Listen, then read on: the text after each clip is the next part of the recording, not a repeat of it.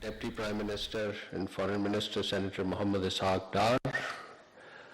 The Prime Minister will meet His Royal Highness Crown Prince Mohammed bin Salman bin Abdul Aziz. The Prime Minister's visit to Saudi Arabia is part of the coordination between the two brotherly countries, Pakistan and Saudi Arabia, on matters of regional peace and security and ending violence and hostilities. The Prime Minister's visit to Saudi Arabia should also be seen in the broader context of Pakistan's efforts to advocate and facilitate an early cessation of hostilities and violence in the region, with the aim of paving the way for dialogue and diplomacy. In the same vein, ladies and gentlemen, yesterday the Prime Minister, His Excellency Mohammad Shahbaz Sharif, held telephone conversation with the President of Iran, His Excellency Masoud Pezeshkian. They exchanged Ramadan greetings. The Prime Minister offered condolences on the martyrdom of His Eminence Ayatollah Sayyid Ali Khamenei. In follow-up of his letter to His Eminence Mujtaba Khamenei on 10th March, the Prime Minister congratulated the President of Iran on His Eminence Mujtaba Khamenei's assumption of this onerous responsibility. The Prime Minister expressed his hope that Iran would enjoy peace, stability, dignity, and prosperity in the years ahead. Ladies and gentlemen, let me turn to Pakistan's response to the outbreak of hostilities and violence and armed attacks in the Middle East, which is sadly now in its third week. As you know, Pakistan had condemned the unwarranted attack against the Islamic Republic of Iran. These attacks came at a time when diplomatic efforts were underway to reach a peaceful and negotiated solution. We stated very clearly that such a course of action will undermine peace, stability of entire region with far-reaching consequences. Pakistan also strongly condemned the attacks by Iran against the brotherly countries of Saudi Arabia, Bahrain, Jordan, Kuwait, Qatar, and the UAE.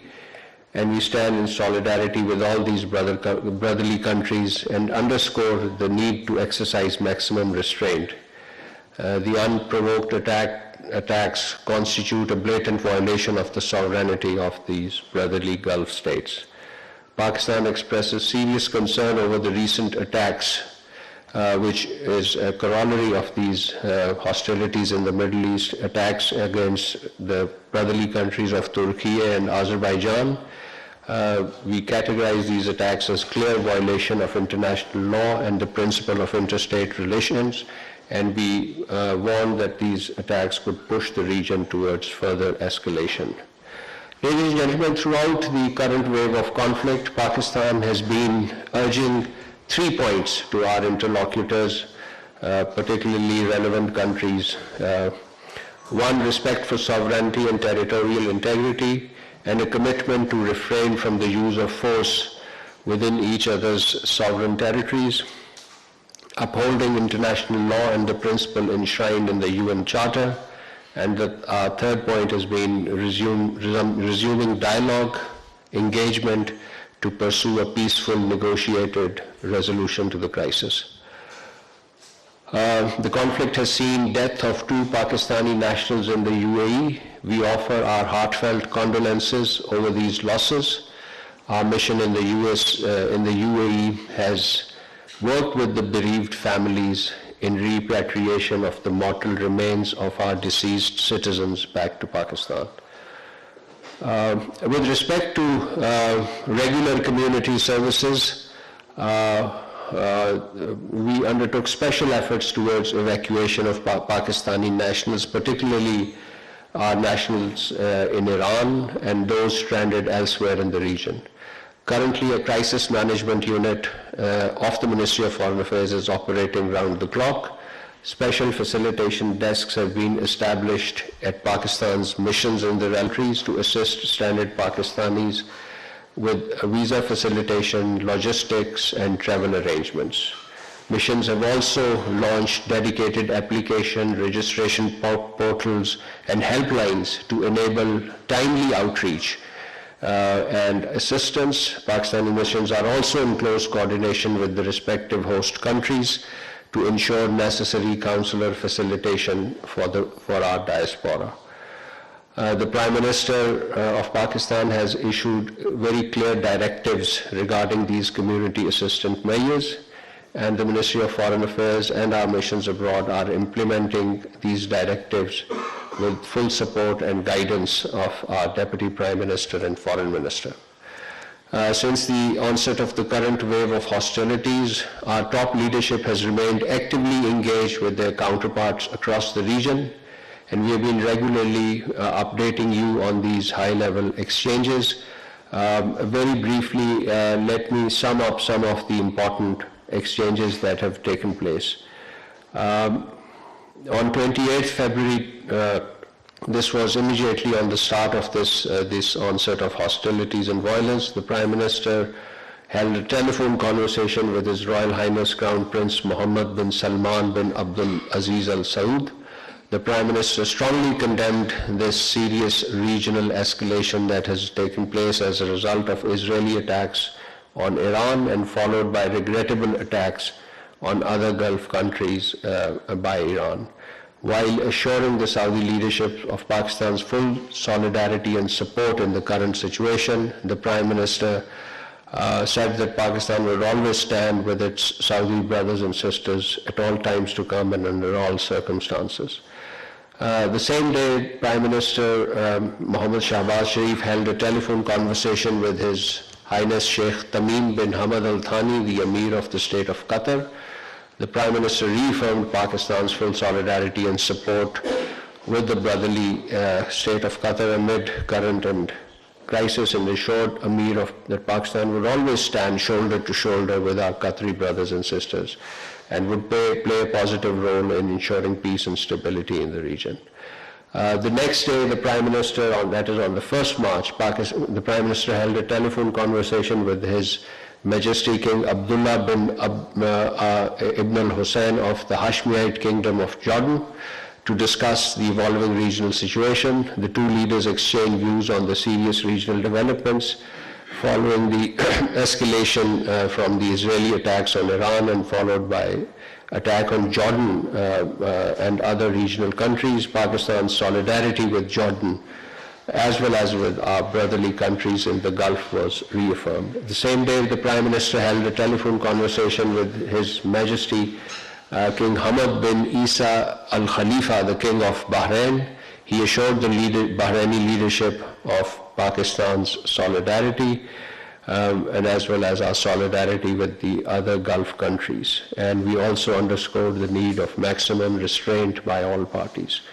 On the 2nd March, the Prime Minister held a telephone conversation with His Majesty Sultan Haitham bin Tariq, Sultan of Oman. The Prime Minister conveyed his deep appreciation of Oman's mediatory role and constructive efforts in facilitating dialogue and building trust among regional and international stakeholders. He acknowledged that Oman's balanced and very forward-looking diplomacy was a stabilizing force in the region. Same day, the Prime Minister received telephone call from His Excellency Mr. Ahmad Al-Shara, President of the Syrian Arab Republic. The two sides emphasized the urgent need for restraint, de-escalation and dialogue to preserve regional peace and stability. Same day, the Prime Minister spoke with His Highness Sheikh Sabah Al-Khalid Al-Sabah, the Crown Prince of Kuwait. He affirmed Pakistan's solidarity and support to the leadership and people of Kuwait at this critical time. And on 3rd March, the Prime Minister held telephone conversation with Prime President Recep Tayyip Erdogan of the Republic of Turkey. And in addition to the crisis in Gulf, the two leaders also discussed Afghanistan. On 4th March, ladies and gentlemen, Prime Minister held a telephone conversation with His Excellency Nawaf Salman, Prime Minister of Lebanon. He condemned the strongest term Israeli aggression against Lebanon and conveyed condolences over the loss of precious life due to Israeli attacks and he reaffirmed Pakistan's solidarity and offered full support. The same day, the Prime Minister spoke on telephone with Prime Minister Datuk Seri Anwar Ibrahim of Malaysia. Both leaders agreed to remain in close contact on all issues of mutual interest.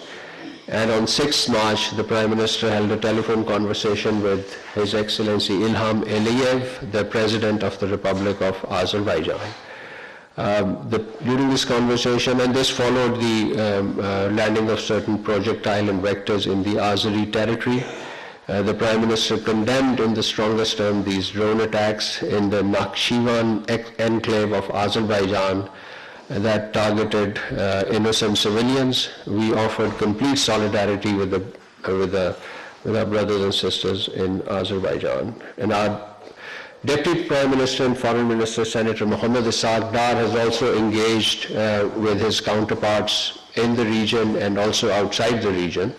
And in the last 12 days, he had spoken at least 3 times with the Foreign Minister of Iran, Sayyid Abbas Araghchi. First one was on the 28th of March, then on the 6th and 7th, 28th of February, and then on 6th and 7th of March. The two leaders remain in close contact, exchanging important messages on ways to end the crisis and chart a peaceful and diplomatic path forward.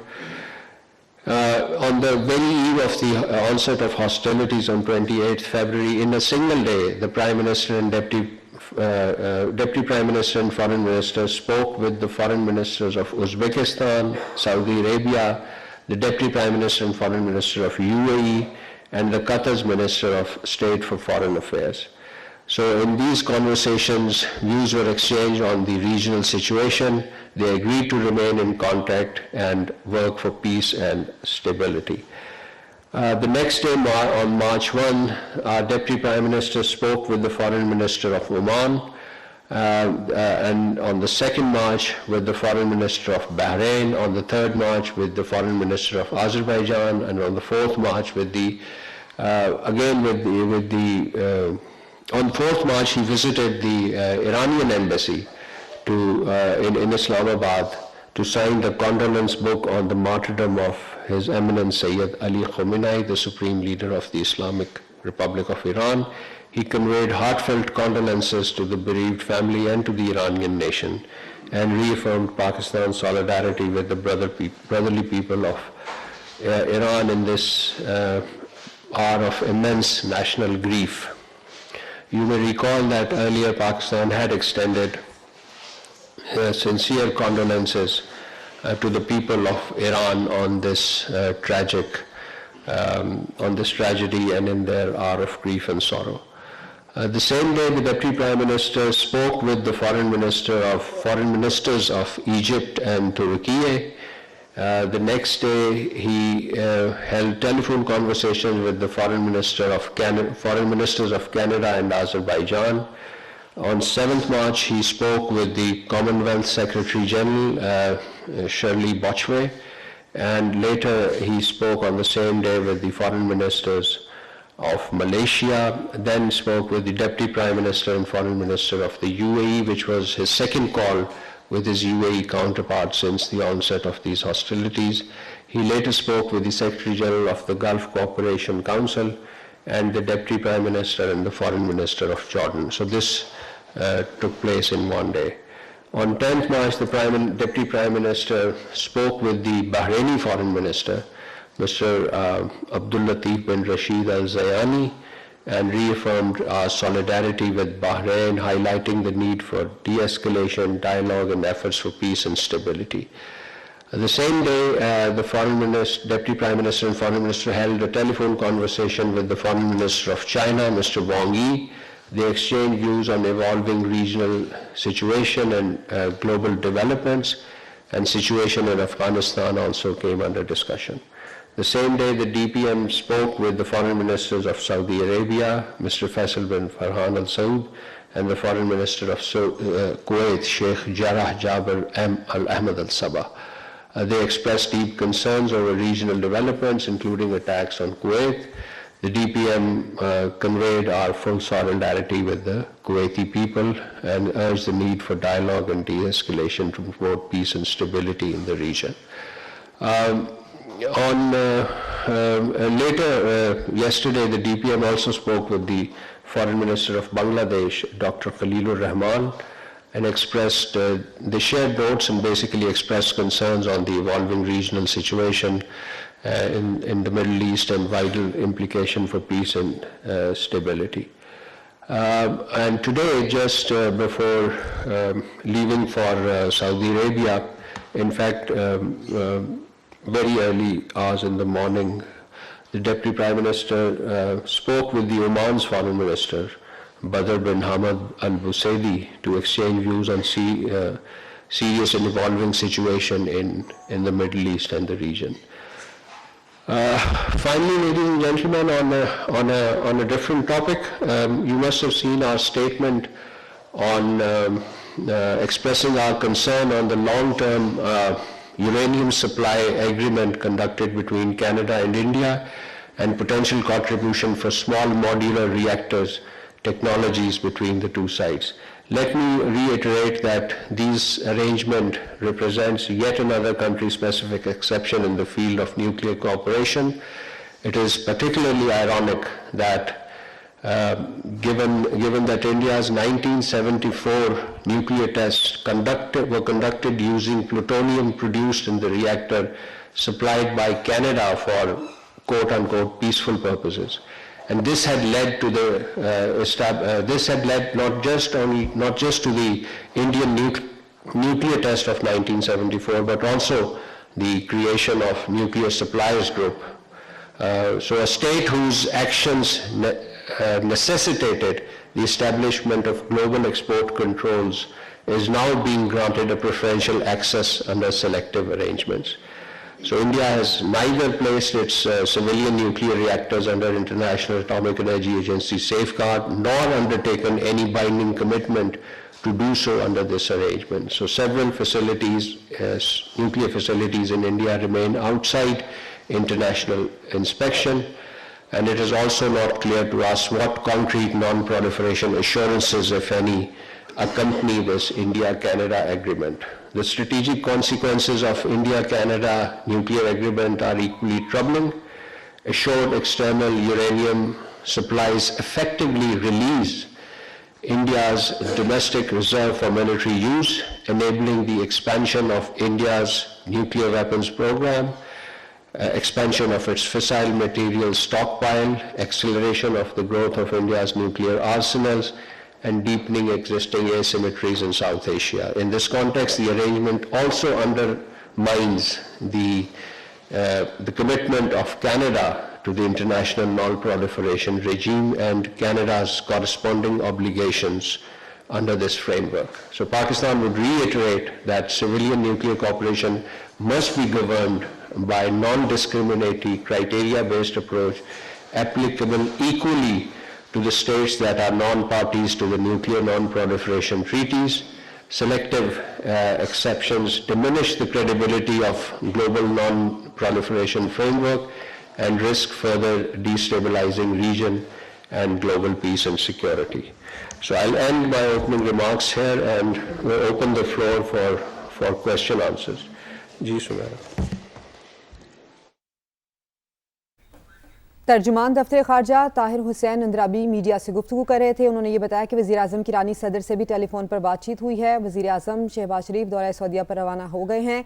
वज़ीर आज़म का दौरा Saudi अरब इंतहाई अहमियत का हामिल है। उन्होंने ये भी बताया कि पाकिस्तान बरादर खलीजी ममालिक के साथ यकजहती का इज़हार करता है। पाकिस्तान को मशरिक़ वुस्ता की सूरत हाल पर तशवीश है।